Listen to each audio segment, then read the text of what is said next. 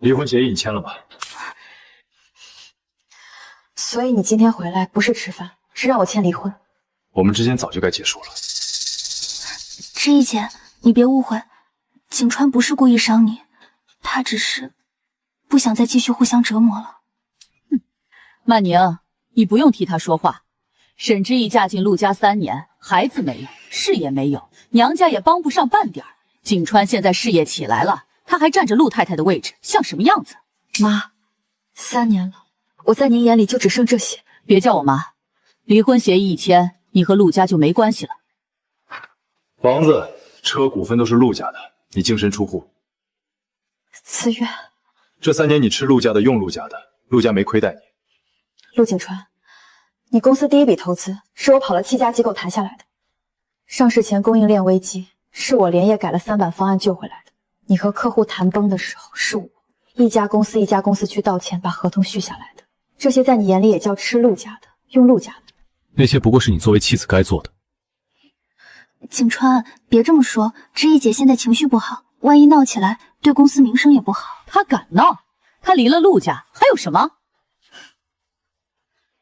陆景川，希望你以后真的不需要我。陆家的东西一件都不许带走。放心，我嫌脏。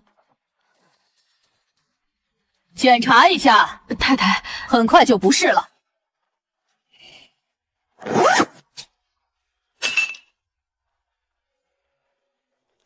我说了，陆家的东西我嫌脏。沈之意，说话别太难听。你们做事的时候不觉得难看吗？景川，算了，别让知意姐更难看了。以后你就是陆太太。那时我以为这是承诺，现在才明白，那只是一个身份标签。陆太太这个身份，我不要了。出了这个门以后，永远都别想再进来。我这辈子最后悔的就是走进过这个门。景川，民政局那边时间快到了，走。从现在开始，我们没有关系了。不用提醒。沈之意，别用这种态度跟我说话。离婚是你自己签的。是啊，我签得很清醒。知意姐，你别逞强了，你现在没工作，没住处，也没钱。如果真撑不下去，找个酒店住，别为了面子把自己逼得太难看。苏曼宁，你装好人的时候不累吗？沈之意，离了陆家，你最好收起脾气，外面没人惯着你。陆景川，你真觉得我离开陆家就活不了了？不是我觉得，是沈之意，离了陆家，你最好收起脾气，外面没人惯着你。陆景川，你真觉得我都不是。景川，别说了，知意姐够难受了。陆景川，如果有一天你发现自己错了，我唯一错的就是让这段婚姻拖了3年。好，这句话我记住。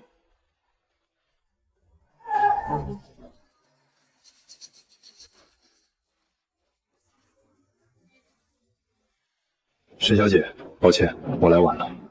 傅晨舟，你来这里干什么？傅晨舟，我问你，你来这里干什么？沈小姐，这是富士资本战略项目负责人聘任书。聘任书？2周前，你投进富士资本战略顾问库的付款报告，当时会已经通过。沈之意什么时候投过复试报告？陆总不知道也正常，你从来没真正看见过他。傅晨舟，你少在这里装好人。他刚跟我离婚，你就拿聘任书出现，你敢说不是故意的？陆总觉得沈之意的价值只能来自一段婚姻。傅总，知意姐刚离婚，情绪还不稳定，现在谈工作会不会太突然了？富士聘用他，看的是报告，不是情绪。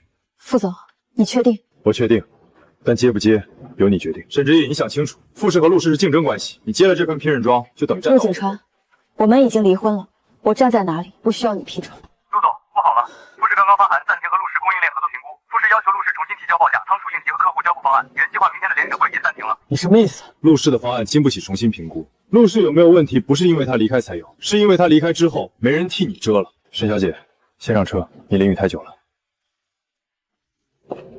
沈之意，你今天上了他的车就别后悔。陆景川，我最后悔的是从前太把你当回事。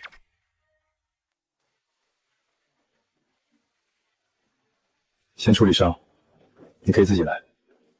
谢谢。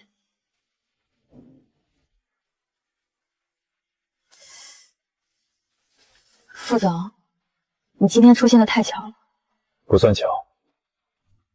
你的报告2周前进入复试评审，我们联系过你3次，你没有正式回复。我今天去民政局，不是为了救场，我是去等一个正式答复。这里也有问题。你们算了运输半径，没算雨季延迟。南区仓库一旦遇到连续降雨，主路堵住，48小时内会出现2次断裂。如果富士按原方案跟陆氏竞争，只看价格，很容易被陆氏拖进低价陷阱。但如果提前锁定备用车队和临时仓，成本会高一点，交付会稳很多。看来聘请书给低了。副总，我刚离婚，外界会怎么说，你应该清楚。富士聘你，不是因为你刚离婚，是因为你能看见问题。但我要提醒你，这个项目陆氏也在整，你接了，第一场仗就是和陆景川打。那些不过是你作为妻子该做的，没了陆太太这个身份，你什么都不是。欢迎回到战场。不是回到，是我第一次为自己上战场。副总，陆氏那边刚刚回复，说暂停评估是富士恶意针对，他们要求明天继续联审。他们明天如果用这一版报价，一定会出问题。沈小姐，您怎么确定？因为这套算法是我3年前留下的旧草稿，陆氏现在没人改得动。明天我去复试，我不想再替陆景川赢了。副总真让一个昨天刚离婚的陆太太来管富士战略项目？我今天来不是汇报婚姻重转，如果各位质疑我的私生活，我们可以散会。如果各位要看项目，我现在开始。沈小姐，富士不是陆家，这里没人因为你是副总带来的人就给你面子。我也不需要面子，我只要数据。富士现在评估的这份陆氏方案有3个问题：第一，陆氏报价压得太低，低价不是优势，如果后续的运输放筹赔偿成没算出去，签了就是亏；第二，陆氏少算了天气一坏货送不到，客户门店会断货；第三，陆氏过去3个月有7次交代延迟，但正式报告里只写了1次。你怎么知道这些？因为过去3年是我在处理，陆氏能把问题压住，不是因为系统成熟，是因为每次出问题时都有人在后面。现在补捅的人不在陆氏了。副总，沈小姐毕竟和陆氏关系特殊，她说这些会不会带私人情绪？资料有没有依据？每一条都有邮件、报价表和客户投诉记录。那就继续。下一页是我建议富士立刻暂停陆氏方案的理由。沈小姐刚来复试，坐末位听一听，也方便熟悉流程。不会因为我做的谦虚就少亏1分钱。如果我是负责人，我就坐负责人的位置。如果各位不认可，现在可以向副总提出撤换我。沈小姐，气势不能解决问题。你说陆氏交付有风险，有没有现场证据？有。王经理，去年雨季南区仓出现过几次48小时延迟？3次。当时是谁临时调西区备用车补上的？是沈小姐。如果今年继续按陆氏现在方案执行，遇到同样天气，有没有备用线路？目前没有。这就是我说的风险。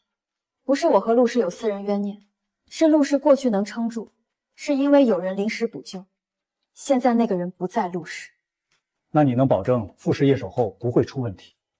我不能保证永远不出问题，但我能保证出问题前有预案，出问题时有人负责，出问题后客户知道谁来赔。主仓断了用备用仓，主路堵了用备用车，客户等急了不说空话，直接给补偿方案。还有问题吗？从今天起，这个项目沈之意说了算。副总，这是不是太快了？富士不缺开会的人，缺能解决问题的人。10分钟后，我要看到各部门真实成本表，不要修饰版。按他说的做。陆总，富士发函了，重新提交。景川，富士这是故意刁难吧？沈之意才进富士1天，就敢让富士这么做，他以为自己真懂项目。陆总，这版报价不能交，原因？仓储费少算了2个月，雨季备用车成本也没放进去。如果按这个版本签，项目一旦执行，至少亏800万。景川，我只是按照知意姐以前留下的模板做的。苏小姐，沈小姐以前没有固定模板，沈先每个项目都是重新核算，她会把天气、仓库、司机、客户赔偿都单独列出来。可我看到文件夹里有旧报价表，那是我以为底稿，不是最终版。够了，景川，我真的只是想帮你，我也没想到知意姐以前的文件这么乱。不是文件乱，是他不在，没人知道怎么改。你们是不是都觉得我不如他？今晚之前把报价改好。陆总，时间太紧了，沈小姐以前做这类修正，至少要调3部门数据。陆氏离了他就不会做项目了。陆总，盛华那边来电话了，接进来。陆总，关于下季度续约，我们这边需要暂停一下。暂停？盛华和陆氏合作3年，从来没有暂停过，所以我们才更谨慎。是傅氏找你们了？我们只是重新评估交付风险。您不能因为知意姐去了傅氏就怀疑陆氏吧？苏小姐，我们怀疑的不是陆氏，我们担心的是沈小姐不在以后，陆氏还能不能保持以前的稳定。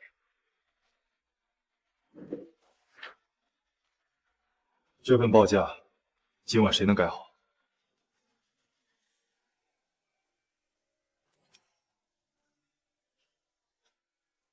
陆氏的客户，以前是。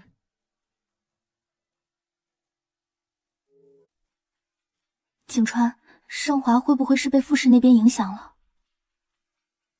张总，暂停续约是什么意思？陆总，我们只是需要重新评估合作风险。陆氏这3年为盛华做了多少事，你很清楚。我清楚，所以我更清楚，过去真正替我们处理细节的人是沈小姐。陆氏是我创立的。陆总，我们尊重陆氏，也尊重您，但每次交付延迟，第一时间打电话给仓库、司机、门店的人是沈小姐。每次赔偿方案出来之前，先跟我们解释清楚风险的人也是沈小姐。我们不是不信陆氏，我们是不确定沈小姐不在以后，陆氏还能不能像以前一样处理问题。所以你们要转向傅氏？我们会见沈小姐一面再决定。景川，他们肯定是被知意姐带偏了。她现在去了傅氏，当然会故意抢陆氏客户。早点睡，别弄得像公司离了你不转。联系远田和海一。陆总，远田也要求重新评估，海一也是。 3家同时？他们都说要重新确认陆氏的交付能力。傅氏给了他们什么好处？不是好处。他们都提到了沈小姐。景川，知意姐是不是早就准备好了？她是不是故意等着离婚后报复你？他没这个本事。陆总，刚收到消息，沈小姐明天会代表傅氏去见盛华。她代表傅氏，盛华点名要见她。你可以拒绝。不拒绝。以前我替陆氏留住客户，现在我要替自己赢回来。傅神州，你接近沈之一是为了报复我。陆锦川，你太高估自己了。他刚跟我离婚，你就拿聘任书出现，你敢说不是故意的？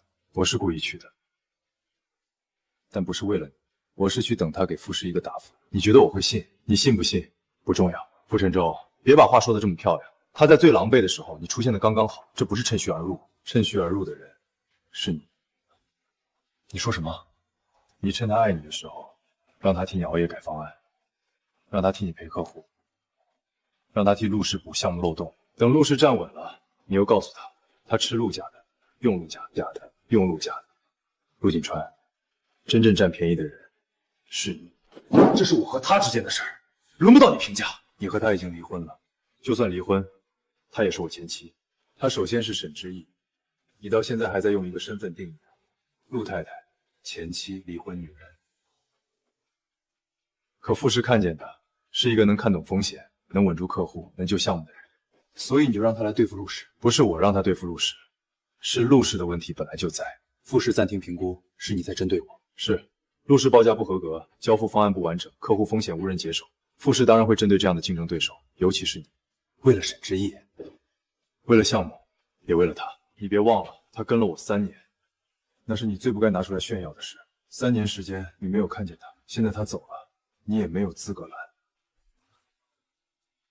副总，盛华远程海一3家客户的切除方案已经准备好了。沈小姐，让他自己定节奏。陆氏那边可能会反扑，那就让陆景川看看他以前看不上的人是怎么从他手里赢走客户的。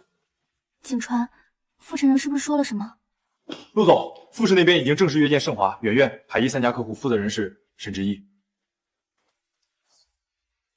陆总，主路积水，3辆货车都堵在高架入口，南区那批货今天送不到。绕路，备用路线没有提前报备，司机不敢走，还有2家门店已经打电话催了。陆总，盛华那边问我们今晚几点能到货？远程也在催，说如果明早开门前不到，要按违约处理。那就联系备用车队，以前备用车队名单是沈小姐直接维护的。现在不是提知意姐的时候吧？客户那边先安抚一下，告诉他们雨太大了，我们也没办法。苏小姐，客户要的是货，不是安抚。以前这种雨天，沈小姐会提前1天把备用车队锁好，现在临时找，没人接。陆总，如果今晚处理不了，明天3家客户都会重新评估我们。把所有司机电话给我。陆总，司机只认沈小姐以前那个调度群。陆氏发工资给他们，还是沈之意发？沈小姐，南区客户临时加单，但主路积水，车过不去。主路不要走，可备用路会多20公里，多20公里比明天赔违证金便宜。要西区备用车，先保核心门店。备用车队合同还没签完，我来谈。刘队，我是沈之音，今晚西区3辆冷链车，我要2辆。沈小姐，你不是离开陆氏了吗？所以这次不是替陆氏，是替傅氏，也替你把车费结清。你开口，我信，位置发我。 15分钟后车动，2个小时内第一批货到核心门店。按沈小姐说的做。沈小姐，西区2辆备用车已经出发了。不要平均分，不平均，可3家门店都在催，先保核心门店，客流最大的2家不断货，客户就不会立刻翻脸。外围门店先发解释短信，承诺明早补齐，再给1张补偿券。让客服组按他的话发。 司机到第1家门店前10分钟，客户负责人必须在场。为什么？让客户亲眼看到货到了。危机里解释100句，不如让他看见车。明白。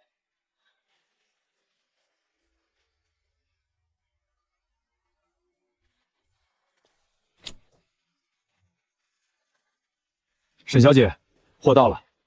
先核数量，不够的部分明早7点补齐。沈小姐。 你现在是在富士负责这个项目，是。那后续项目，我们想和你继续谈。明天上午我会带方案过去。沈小姐，客户愿意见我们了？不是愿意见我们，是危机还没结束。今年只是让他们不翻脸，明天才是正式谈判。这就是项目负责人该做的判断。说，富士那边货已经到了，他们怎么做到的？ 调了西区备用车，谁调的？沈小姐，景川，也许只是巧合，他以前就在陆氏，认识那些车队也正常。那你为什么不认识？把沈之以前的项目资料全部找出来。陆总，现在方案呢？陆总。 目前只能先给客户一起补偿，我要的是解决，不是赔钱。景川，大家都尽力了，要不先发1份道歉仪，稳住客户情绪。苏小姐，今晚已经发了3版道歉函了。那你们总不能什么都不做吧？我们不是没做，是以前这种事儿，沈小姐当天就能处理。你们一个个都只会提他吗？因为他真的能解决。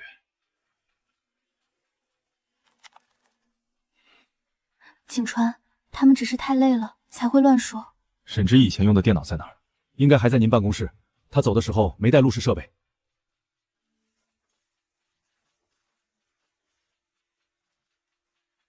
陆总，这是沈小姐以前留给项目组的共享密码。景川，现在看这些还有意义吗？知意姐都已经去复试了。景川，出去。我只是想帮你。出去。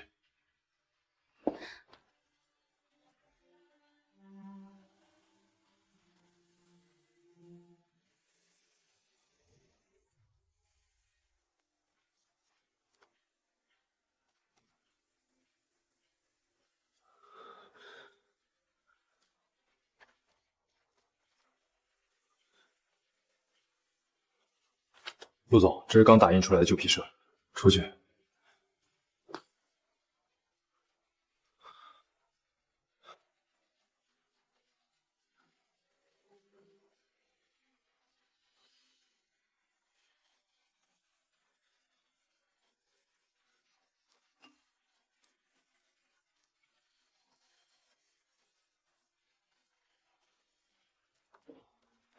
别总装的自己很好。快好了。景川，你还在看那些旧资料吗？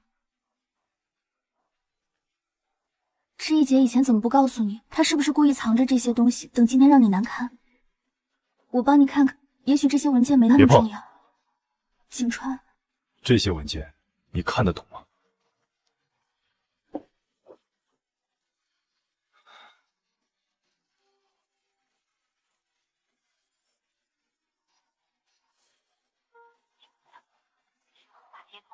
可能他在忙吧。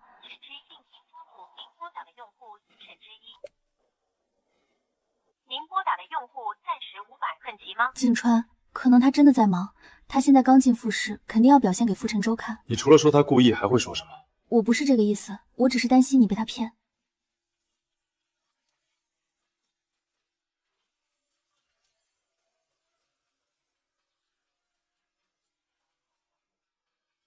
没了陆太太这个身份，你什么都不是。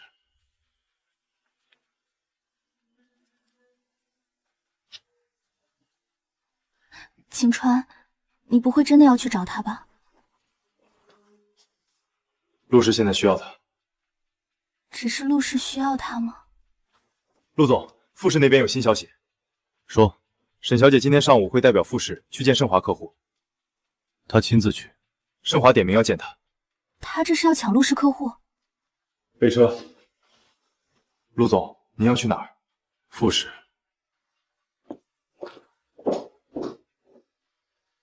你没有写陆氏的问题。客户要的是解决方案，不是替我妈签字。需要我陪你去吗？不用，这是我自己的客户，我自己谈。有需要随时打给我。但那样，这一仗就不是我自己打的。不是替你谈，是给你兜底。谢谢。沈小姐，车到了。陆锦川，不重要，不重要。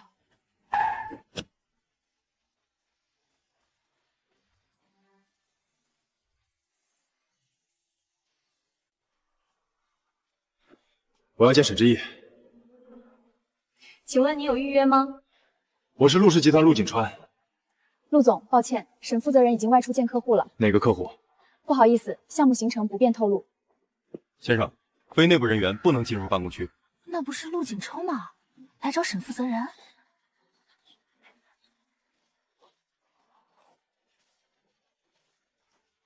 沈之意。陆总。你叫我什么？陆总，这里是复试，如果是项目上的事，请先预约。我们3年夫妻，你现在要我预约？离婚那天，是你说我们没有关系了。你们先上去，10分钟后开会。盛华是陆氏客户，你今天去见他们，什么意思？现在他们也是复试的潜在客户。你非要站到我对面？我只是站到我的工作位置上。陆氏现在遇到点麻烦，陆氏现在需要你。陆总，如果是陆氏项目问题，请发正式邮件。沈之意，你一定要这样。傅晨舟，你连他见谁都要管。他没管我。陆景川，是你到现在还以为我做什么都该向你解释。沈之意，沈之意，陆氏真的需要你。那是陆氏的事。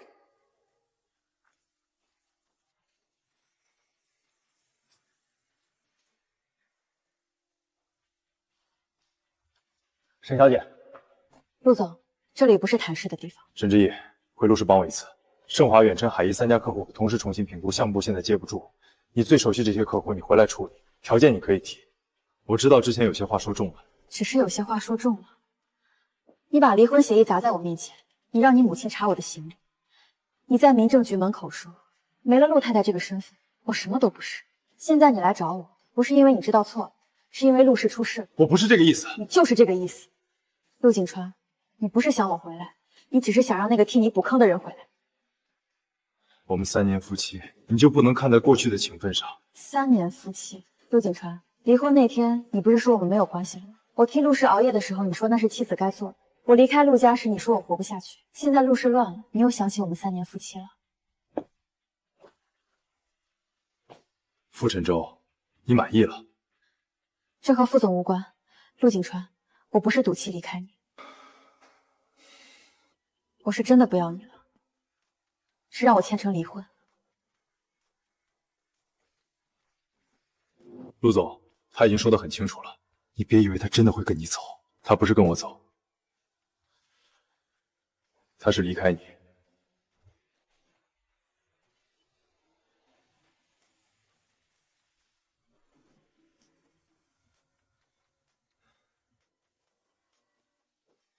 陆总，我们复盘了这次报价错误。景川，我真的不是故意的，我只是打开知意姐以前留下的报价表，照着格式改了一下。我也不知道她以前的资料这么复杂，我只是想帮你。苏小姐，沈小姐留下的是底稿，不是正式报价。那她为什么不标清楚？她是不是故意留下这些东西让我出错？陆总，我申请展示系统修改记录。有必要吗？现在最重要的是解决问题，不是追究责任。放。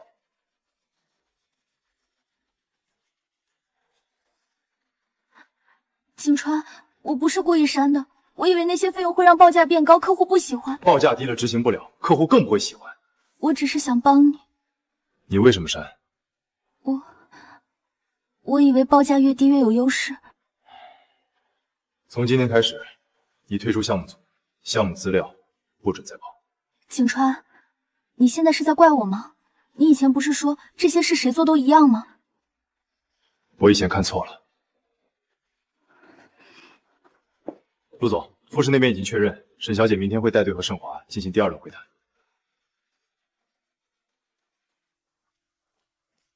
陆总，松手。沈之毅，我只问你一句，3家客户的会谈，你是不是一定要去？我是复试项目负责人，这是我的工作。那些客户是陆氏3年的老客户，也是我维护了3年的客户。你以前不在意，现在也别拿客户情欠压我。沈之毅，你一定要把事情做这么绝。绝？陆景春，我签离婚协议那天，你怎么没觉得自己绝？这是我和你的事，别让傅晨舟插手。松手，傅晨舟，这是我和他的事。你们已经离婚了，你别忘了，她是我前妻，她首先是沈之毅。你以为给他一个负责人身份，他就真能和我作对？他不是和你作对，他只是终于不踢你了。傅氏会正式接触盛华、远逸、海一3家客户，项目负责人沈之毅，你真的要这么做？我已经说过，这是我的工作。那我们3年算什么？算我看错人。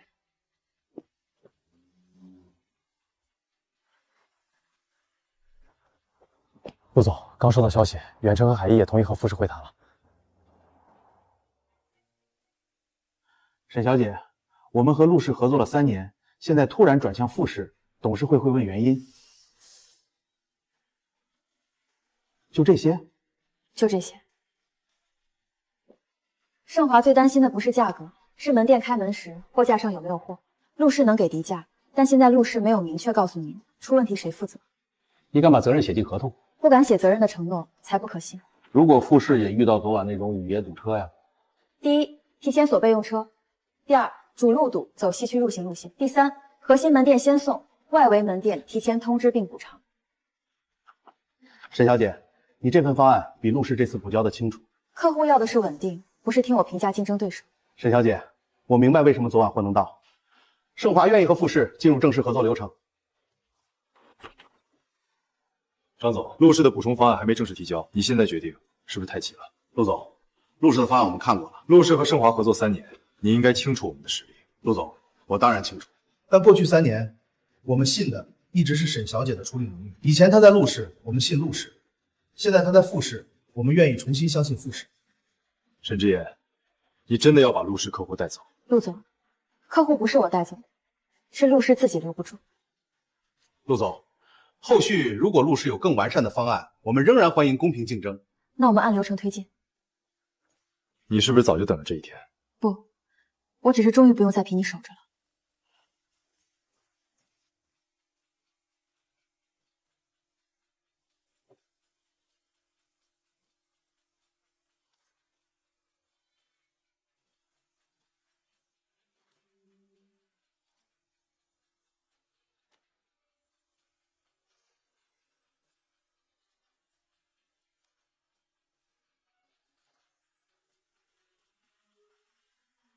景川，怎么了？我认识的沈之意总是在等我看见他。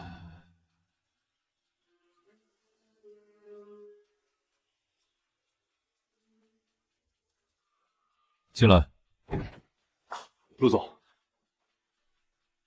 查这个创投营，我要知道沈之意当年和傅晨舟到底有没有交集。景川，也许只是同一场活动而已。知意姐要是真和傅总早就认识，她怎么会嫁给你？ 10年前他就已经被傅晨舟看见，那我这3年到底做了什么？我把一个早就闪过光的人关在陆太太这个身份里，然后亲手赶走。今晚查清楚。傅晨舟，你10年前就认识他。这张照片您还有印象吗？这个姑娘我记得，她叫沈之意。对，沈之意，当年1等奖，人很安静，但方案写的特别稳，不像学生作品。这个人呢？青州资本的傅晨舟，他当年是评审，不是正式评审，他当时代表青州资本来旁听项目。他和沈之意有过接触吗？颁奖当天应该没怎么说话，但傅先生后来找过他。找过他，他对那个1等奖方案很感兴趣，说这个作者对交发和风险的判断很干净，想邀请他去青州在检实习，判断很干净。傅晨舟10年前看见的是他的能力，而我说他吃陆家的，用陆家的，说他的付出是妻子该做的。听说他家里出了点事儿，活动结束后就离开江州一段时间，报名崖上的电话后来停机了。你看，这里还有当年的联系记录。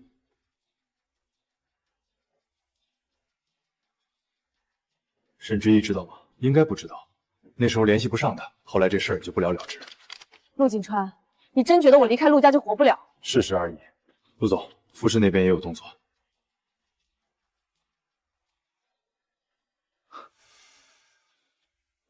沈之爱从来不是离开陆家就活不了的人，是我把他看低了，从头到尾，我都没有看见真正的他。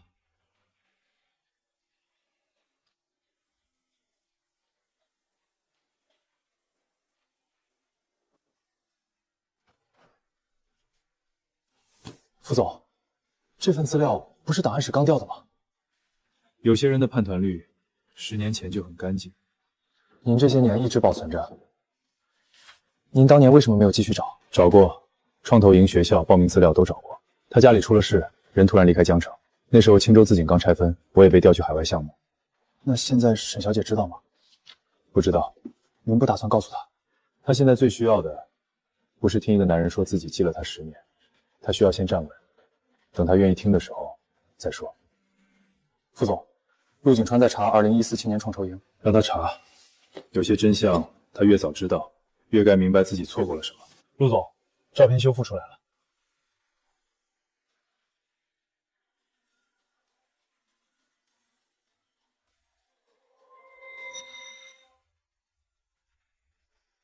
不是新欢，是旧识。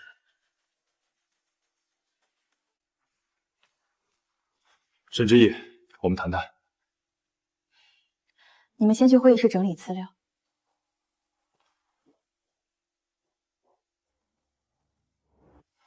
这个你怎么解释？你查我？我问你，你和傅晨舟10年前就认识，那和你有关系吗？所以你早就给自己留了后路。陆景川，不要把你的背叛做到我身上。你婚内护着苏曼宁，逼我净身出户，在民政局门口羞辱我。现在你翻出一张10年前的合影，就想证明是我早有预谋。傅晨舟当年找过你。你说什么？青州资产找过1等奖方案作者，傅晨舟亲自问过你的联系方式。你真不知道？我不知道，就算他10年前见过我，也不代表我欠你解释。那你为什么不告诉我你参加过创投营？为什么不告诉我你拿过1等奖？我说过，婚后第1年，我把那本笔记放在书房，你看了一眼，说这些学生作品没用。过去的东西就别拿出来讲了。陆氏现在看的是真本事。我那时候不知道。你不是不知道，你是不想知道。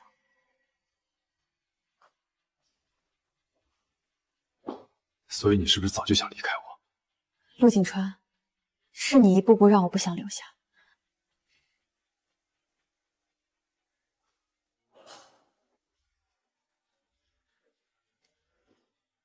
陆总，傅晨舟，你听着很满意。这是傅氏办公区，你影响到项目负责人工作，项目负责人，她是我前妻。她首先是沈之意，你有什么资格跟我说这些？就凭你到现在，还在用一个失败的婚姻身份定义她。陆太太，前妻，离婚女，陆景川，你给她贴了这么多标签，却从来没认真叫过她的名字。你少把自己说得懂，你不过是10年前见过她一面。是我10年前见过你，我认识的是10年前写出1等奖方案的沈之意，不是你的前妻。所以你早就在等今天。我等的不是你们离婚，我等的是她有一天重新回到她该站的位置。你说的好听，她离开我那天，你不还是立刻出现？她离开你，不是因为我出现，是因为你把她推到了鱼。陆景川，我和你的事儿早就结束了。你真的一点都不念过去？我念过，所以才忍了3年。远程会议5分钟后开始。好。傅沈昭，你别以为你赢了。陆景琛，我从来没把他当成你我之间的胜负。你不要的，是我10年前就想请回来的人。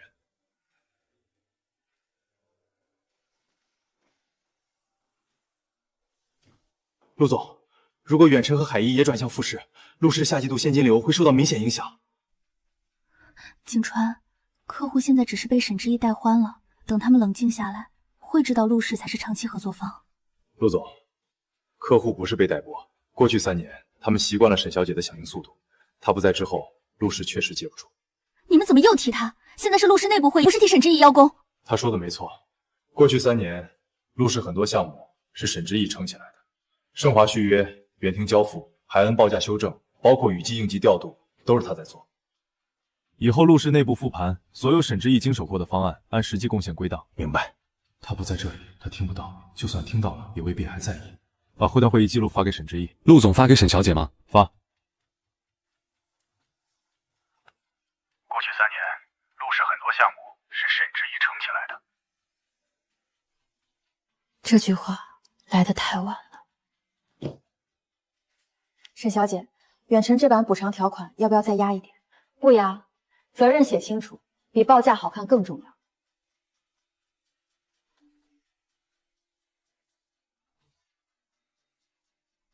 他说什么？准备股权转让协议。陆总，您是我要亲自见他。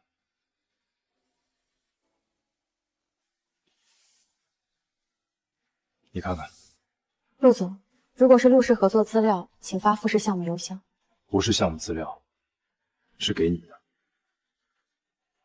陆氏股份，我可以转一部分给你。为什么？因为我后悔了，因为陆氏需要他，还是因为他去了富士，我终于怕了。这是你应得的。以前我说这些是我做的，你说那是妻子该做的，现在你说这是我应得的。陆景川，你的标准变得真快。我承认，以前是我忽略你。不是忽略，是你从来没把我当成一个独立的人看。那我们重新开始，如果你愿意，我们可以复婚。陆太太的位置还是你的。陆景川，你还没明白，陆太太这个身份，我早就不要了。可你以前明明很在意。是，以前我以为那是你给我的承诺，后来我才知道，那只是你用来定义我的标签。股份、身份、婚姻，迟来的认可，他曾经想要过，可现在都不要了。那你要什么？我要我自己。之夜，别这么叫我，我们之间最好只剩工作关系。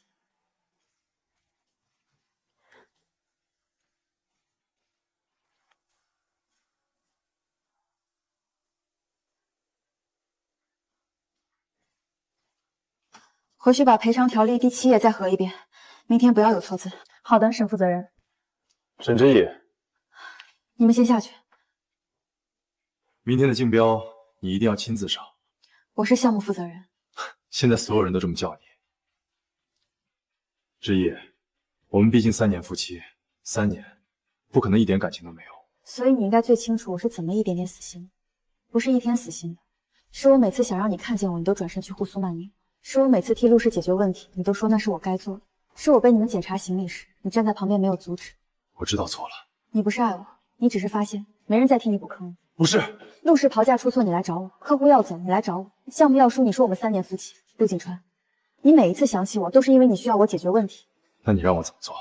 不用做了，你该补偿的人是过去那个愿意等你的沈之意，可他已经不在了。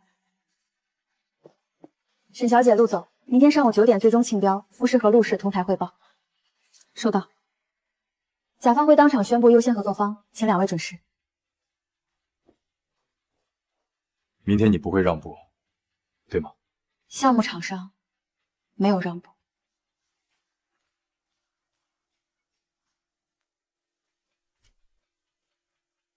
陆氏的优势是成本控制，我们愿意以更低预算承担同等交付。陆总，低价我们看到了，但如果遇到上周那种雨夜堵车，你们谁负责？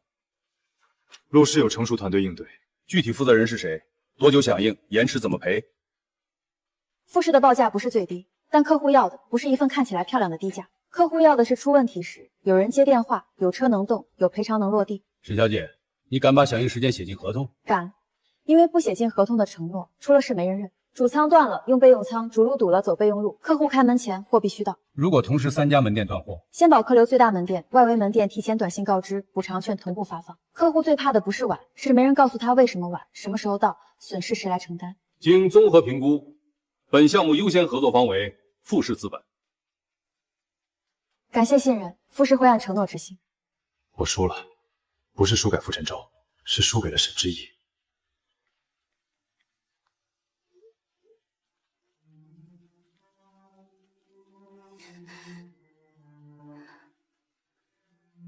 沈之邪，你凭什么？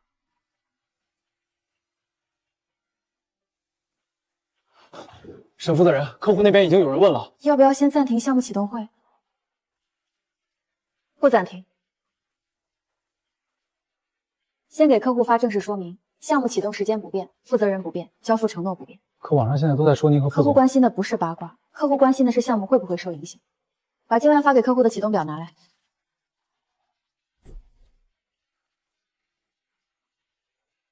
你先处理项目，舆论会影响傅氏，所以我处理舆论。你的位置不需要靠解释森生活来证明。通知法务和公关，半个小时后发布会，所有抹掉沈之意专业价值的言论，逐一追责。关于沈之意女士任傅氏资本战略项目负责人的质疑，傅氏只回应3点。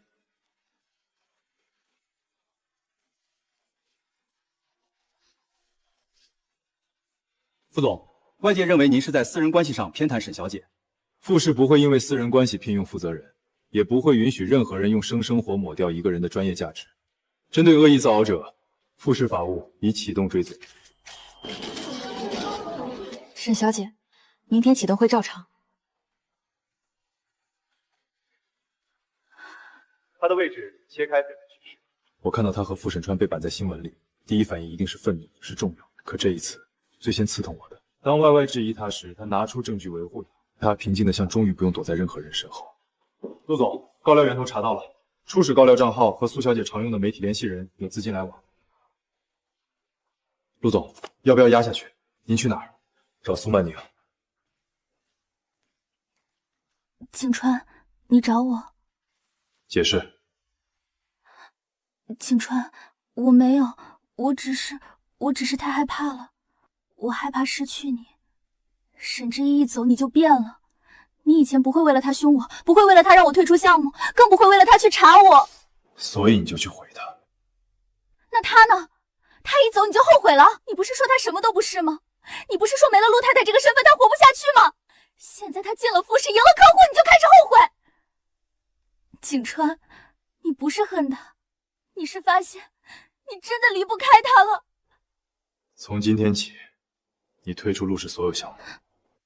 你要赶我走？不是赶你走，是陆氏不需要一个只会制造麻烦的人。那沈之意呢？他制造的麻烦还少吗？沈之意解决问题，你制造问题。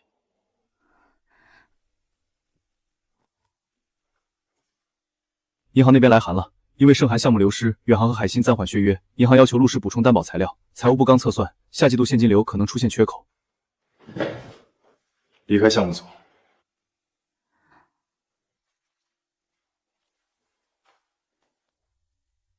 陆总，如果远程和海一再转向傅氏，银行受限会继续受限。我终于清掉了苏曼宁，可陆氏的窟窿已经开始扩大了。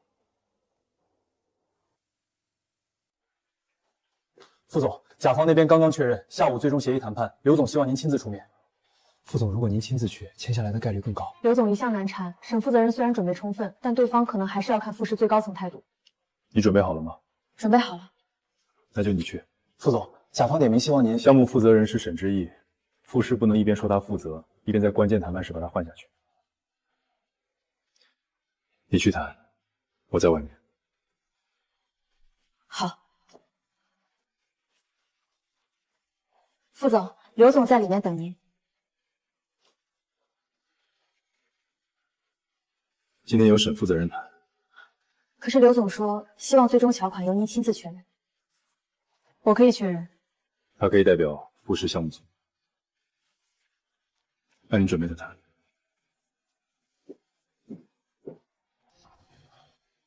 副总，您真不进去？他不需要我替他赢。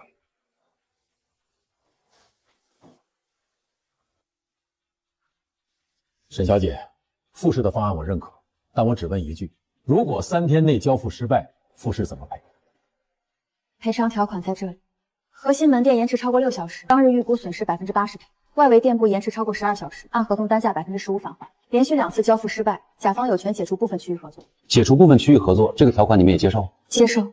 沈小姐，你知道这个条款对富士不算轻吗？知道。那你为什么敢写？因为我不怕写责任。客户最怕的不是项目出一次问题，是出了问题之后，所有人都说不归自己管，没有责任的承诺才最不可信。条款还有问题吗？责任清晰，执行路径也清楚。沈小姐，我终于明白副总为什么让你负责。因为这个项目需要有人负责到底。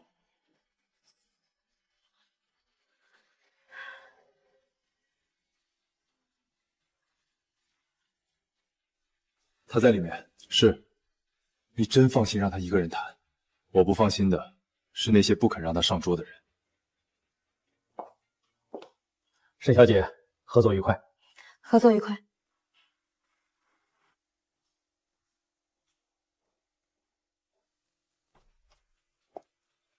后续对接直接找沈小姐。沈小姐，补货流程那张图能不能会后发我们一份？赔偿条款写得很清楚，后面执行起来会省很多沟通成本。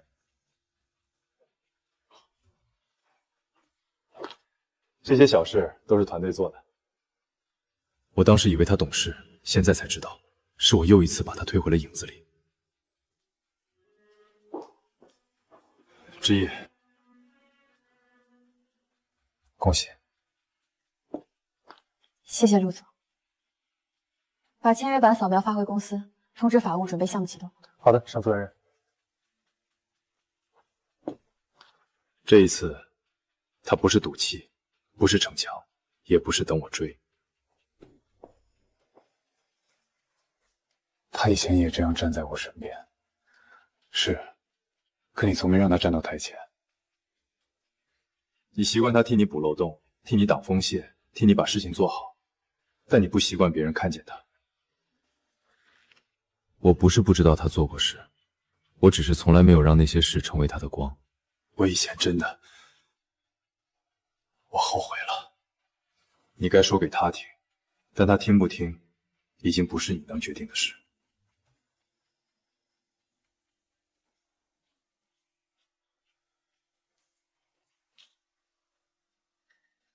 陆总，还有事。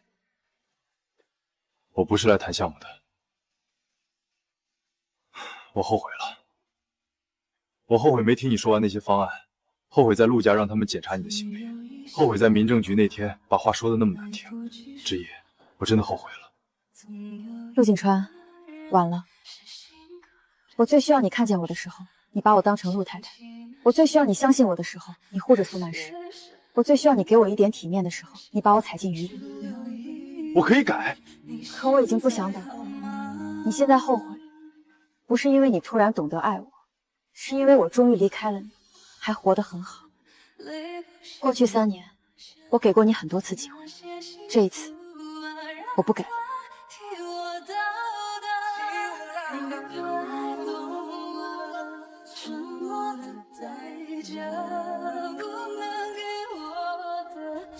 副总，2014创投营旧联系人回复了。还有一份当年的手写备注。10年前不是没找过，只是错过了。这一次终于重新站在他身边。副总，要现在告诉沈小姐吗？等她愿意听。沈之意，这一次不会再错过了。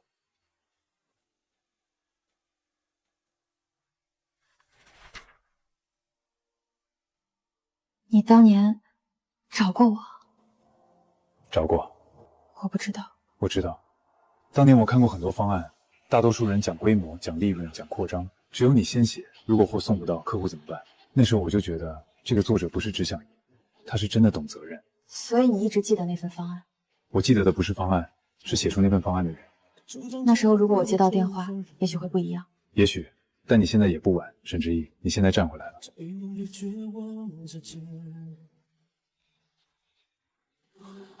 谢谢你告诉我。不用谢，这不是我给你的价值，这是你本来就有的。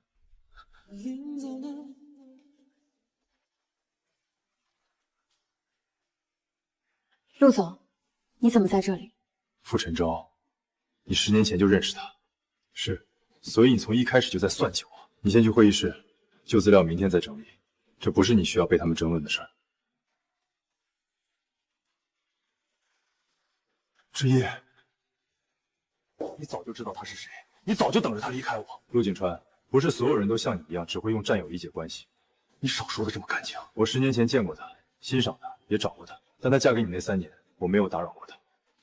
是你先不珍惜，是你把离婚协议砸到他面前，是你在民政局把他一个人丢进雨里。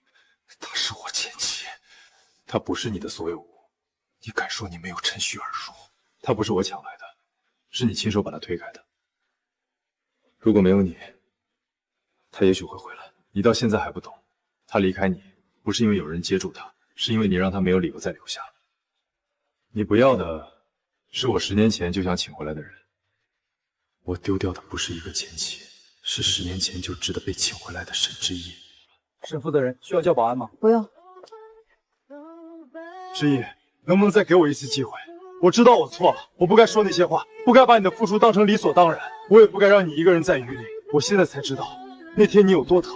陆景川，我曾经给过你很多次机会，我给过你机会听我说完一个项目，给过你机会在陆家人面前维护我，给过你机会在我被苏曼宁羞辱时看我一眼，可你一次次让我知道我在你身边只是附庸。不是你不是附庸，我现在知道了。你现在知道了，我可以改。我相信你会改，但那和我无关了。陆景琛，我不恨你了。那我们不恨不代表还爱。沈之意，你真的一次都不回头了吗？回头太多次了，这次不了。谢谢大家。这个项目不是我一个人的功劳，从报价、仓储、调度、法务到客户响应，每一个环节都有人扛住。但我也很高兴，我终于可以用自己的名字站在这里。沈小姐，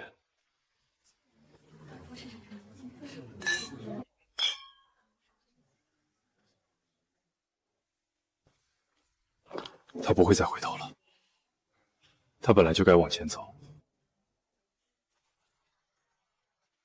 这里风大，比雨里好多了，傅神州，我能感受得出来，但我不想再成为任何人的附庸。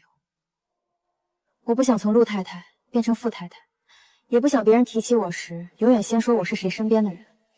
我怕我刚站起来，又走进另一个身份里。